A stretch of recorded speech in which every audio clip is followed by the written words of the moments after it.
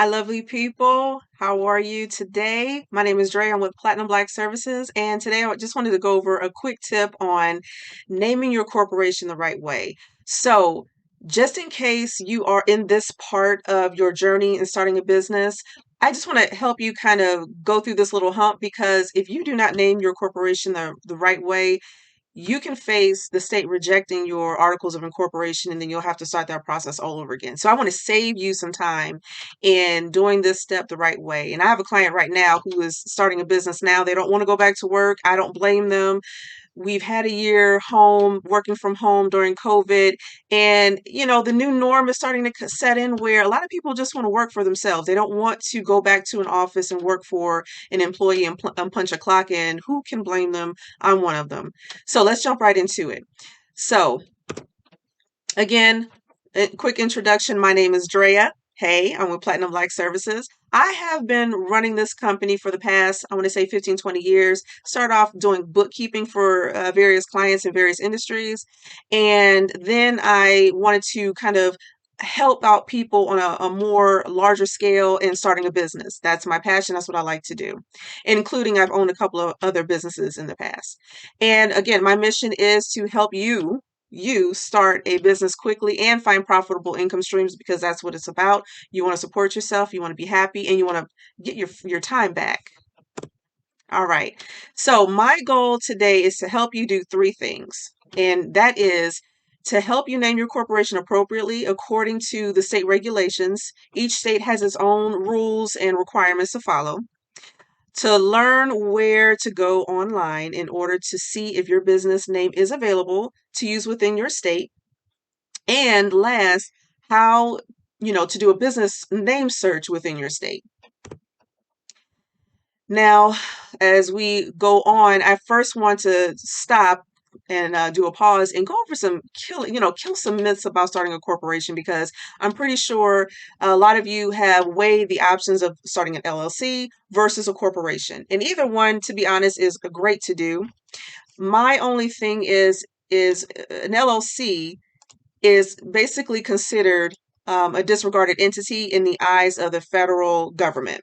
It's not a bad thing, but there are just some tax advantages and things that you don't get to have as an LLC versus a corporation unless you started an LLC and claimed to be a corporation or to be treated and taxed as a corporation, which I don't know. To me, it sounds kind of silly. You might as well just go ahead and be a corporation. That's just my personal opinion. But again, there's no right or wrong reason, and it still works out in the end, depending on, what you do and what you choose. So the first myth killer is you don't need, you might think you need a lot of money, but you don't need a lot of money to start a corporation. Not at all. The key thing, though, to starting a corporation is you just got to be very organized, especially from the beginning. So you're going to have corporate documents like articles of incorporation, your bylaws, and shareholders agreements, things like that. You want to just be very, very organized with those. Those are so important for tax season, tax time. And, hopefully you're not audited, but in case you are, you want to have those forms on hand and in order. Your books, your bookkeeping, your financial statements. My suggestion, I strongly recommend soon as you open up a business checking account or savings account or both, also run to your store or go online on Amazon and buy QuickBooks because the first dollar that you deposit into your bank it needs to be recorded, and then going forward it needs to be maintained. You have to track every single dollar that goes in and out of your business, and you don't want to wait until the last minute to kind of scramble around and get things in order, but it's just essential to make sure that you have everything in order, and then of course collect all your statements and keep those filed away. The goal is, or the requirement is to keep things on file for 7 years, at least 7 years. And then receipts. And of course, that's where your tax deductions come in. You want to make sure that you're saving a receipt for any and every expense business related and that qualifies as a tax deduction for your business. The next myth killer is you are not required to pay dividends. I think a lot of people decide to go the LLC route is because if I go the corporation route, oh, I'll be taxed twice. And that's not true because corporations, yes, they do pay dividends, but they're not required to pay dividends. That's just an incentive, which is used to kind of keep shareholders investing, pouring capital into the company, keeping it going. And by that time, if you're looking to pay dividends, by then you should have a really good CPA or CPA firm that's helping you through that process and knowing, how to be taxed and how to, get some benefits and kind of save you on that. And then the last myth killer is, oh, you have to be this, you shouldn't start a corporation unless you're, at the level of a Fortune 500 company. Again, that's not true. Every Fortune 500 company is doing the exact same thing that you're doing when you're starting your corporation. Don't let that intimidate you because you don't have to be a big name, a big brand right off, from jump. Even the founder of Apple started in his garage. So you don't have to, be on the same level as the big boys. You just need to start. And, the only difference is that they've been a corporation a lot longer. That's it. Okay, so general naming requirements for corporations, and this is just general across the board for any state in the United States. And that is you cannot use words that may mislead the public into thinking that the company that you're forming is formed other than for the purpose or the purpose listed or stated on your articles of incorporation. And there's about 4 rules to go over that goes into more detail about that. But just in general, you cannot start a business and list on your articles of incorporation that, hey, my business is like a professional commercial cleaning services. And then the next day you want to start a restaurant and use the same name. Nope, that's not going to fly. That's not going to work. All right, so the first rule in naming your corporation, you cannot imply that your corporation is a government entity, financial institution, or any other agency regulated by law without authorization. I'm sorry. So there are restricted words in general that you cannot use, such as bank, savings. You cannot say that your corporation is a trust or insurance company, a credit union, cooperative, etc. You just have to, go and read the forms for filing out a business for your articles of incorporation, and it'll give you a list of names that are restricted. But this is pretty much the general rule. Unless you are authorized and given permission to claim that your business is or one of these things, you cannot use that and you will be denied. Your application will be denied. All right, rule number 2, you cannot imply that your business offers professional services, which requires appropriate licensing by the state. So restricted words like CPA, engineer, attorney, things like that. You cannot say that you offer professional services as a certified public accountant, engineer, attorney, so on and so forth, if you are not licensed. Point blank, period. You cannot do that. That's illegal.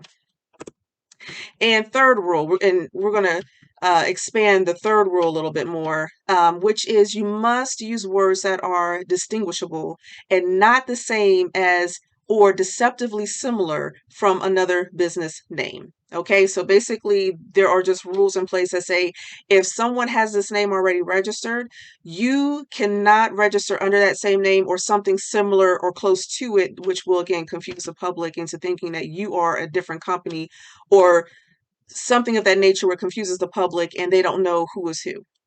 In the state as well. All right, so good example. You cannot use punctuation, contractions, or abbreviations.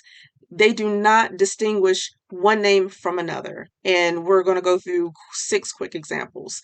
As you can see, example number 1, night and day is not distinguishable from night and the symbol day. It's just not. Number 2, Hill Supermarket is not distinguishable from Hills with apostrophe S supermarket. Still very, very similar, very close.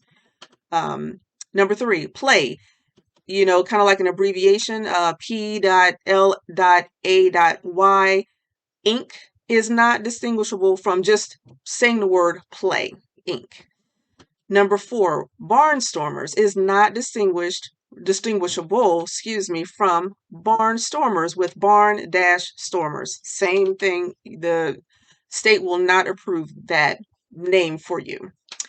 Number 5, do not stop ink is not distinguishable from don't stop ink. Again, we're using that contraction from do not to don't.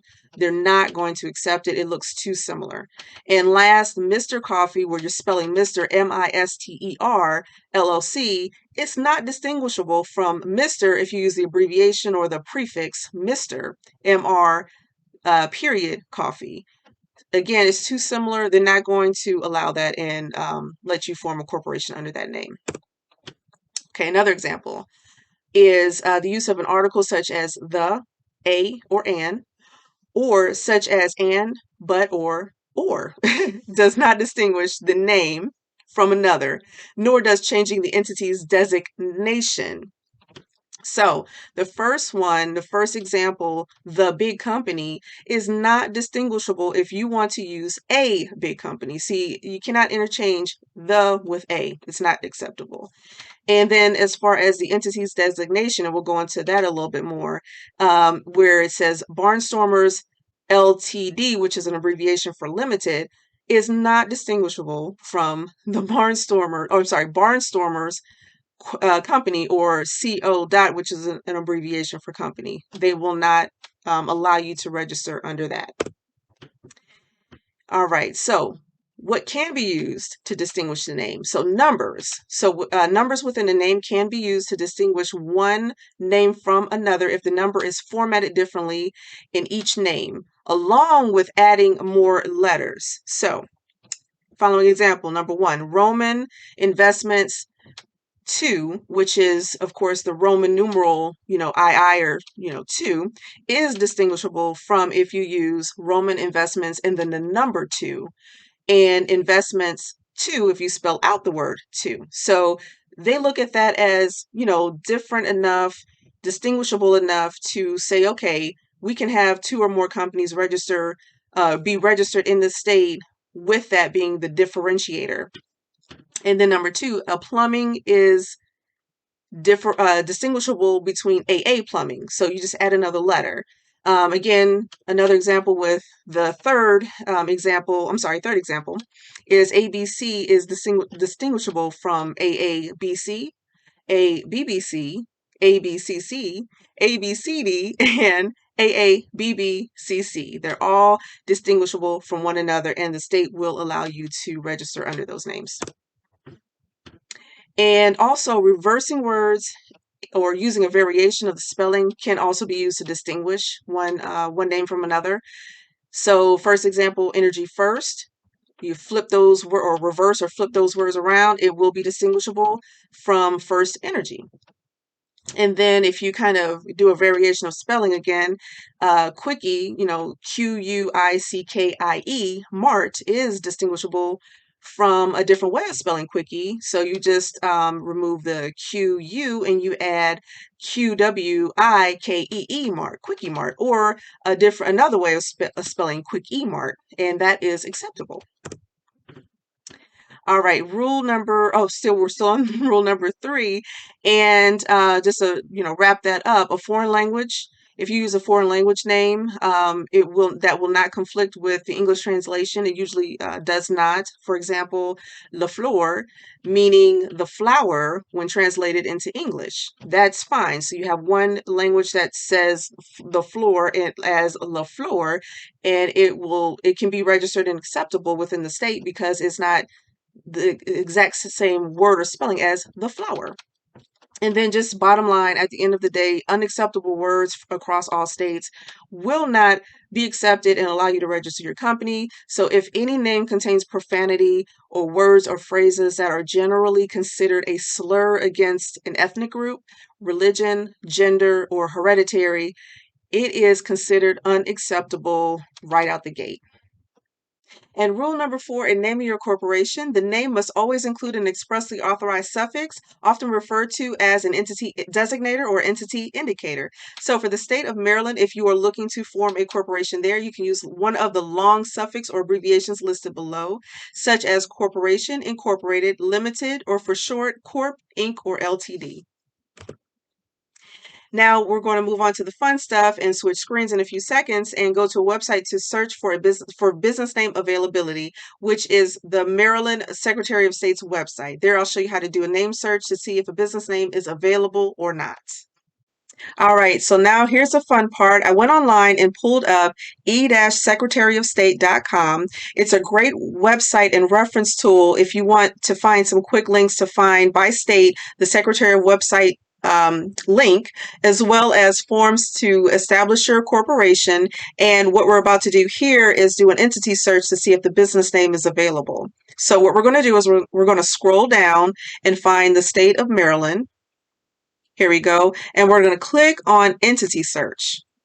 All right. Now here under business name, the box we're going to use for this example, Bob Ann. And it's really interesting because no matter what state I do a business name search, there's always a business listed with the name or using the word Bob in it. So right here at the bottom, search by, we'll just leave it at business name and click search. Okay, so in the results that's provided, we can skip over department ID, that's not needed, but what we do want to do is review the list under business name, and you want to see if your business name of choice is being used or something similar to what you would like to use, okay? So go through that list thoroughly, and if there is a couple of there's a long list right here, but if there are a couple of additional pages to click through, again, just make sure you're going through that list as thoroughly as possible, okay? Now, the next column, status, is also important because you want to know if the business is using a similar name that you would like to use, if that is in active status, or if it's forfeited or dissolved. That's also important because, again, if it is active, more than likely that business name is not available for you to use, okay? So we're going to go over back to the tab we were at before. So let's say that your business name is available. So now you have one or two options to do. You can either, one, reserve the name and place it on hold with the Secretary of State. Normally, they'll let you reserve a name between 90 and 121 days. I'm sorry, between 90 and 120 days, depending on the rules of that state. And that just basically gives you the right to have that name until you officially file the Articles of Incorporation, or you can bypass reserving the name and actually file the Articles of Incorporation with the state and be registered and be good to go. So to find those forms, we're coming back here under Maryland, and we're going to click on the link for forms. All right. And what we'll do is we'll scroll down here, and we're looking for we're looking for create or start a business in Maryland. So we have the option again to reserve the name. So you want to come down the list and look for corporate name reservation, and you'll click that link, follow the instructions, fill out the application, attach the required fee that the state asks for, and file it with the state, and they'll go ahead and reserve that name for you for temporary status until you're ready to file the Articles of Incorporation. Now, let's say you are ready to file the Articles of Incorporation. There are two ways of doing it. You can do it as a domestic corporation or a foreign corporation, and I'll break down the two. So, as a domestic corporation, that just means that you reside or the business has a primary location or address within the state of Maryland. Okay. And for a foreign corporation, that means that the corporation was originally established outside of the state of Maryland, such as maybe California, New York, or Georgia, but you also want to establish a location to transact business within the state of Maryland. Therefore, you are considered a foreign corporation, and you'll have to fill out that specific application. All right. So back to domestic. If you want to file a corporation and you're a domestic company within the state of Maryland, you can either fill out the form right below Articles of Incorporation for non-stock corporation form and instructions, and that's basically a corporation you want to establish that does not have stocks or shares or shareholders. However, if you do plan on issuing shares of stock and having shareholders, then you want to use the next form below, which is Articles of Incorporation for stock corporation form and instructions.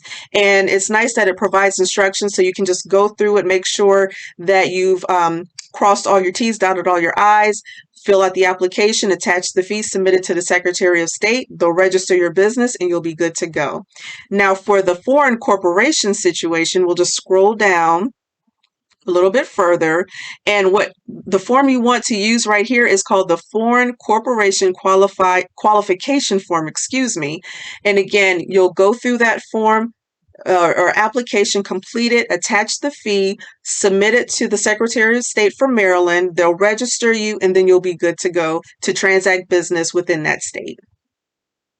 All right, guys, I want to thank you for your time. I'm glad that I was able to help you. So by the end of this video, you should now know the requirements of naming your corporation by state. You should also know where to find the website, the Secretary of website for your state in order to do a business name search, and also how to do the name search. And the next step would be to also either reserve the name or to go ahead and file the articles of incorporation. In closing, I just want to suggest, checking out my website. If you go to platinumblackservices.com, I greatly appreciate it. I have some more tools and tips to provide for you. If you scroll down, I have some free stuff. Check out the free stuff. Items such as 7 things you need to maintain your corporate veil protection is a free webinar. Another free webinar, 9 legal corporate documents every corporation must have on hand. Also, a quick and dirty guide to corporation filing requirements is a free ebook. And last, a fill-in-the-blank business plan guide. If you don't have a business plan already, it's good to go ahead and grab that as you're forming your corporation with the state, filing the forms and getting established. All of this is free.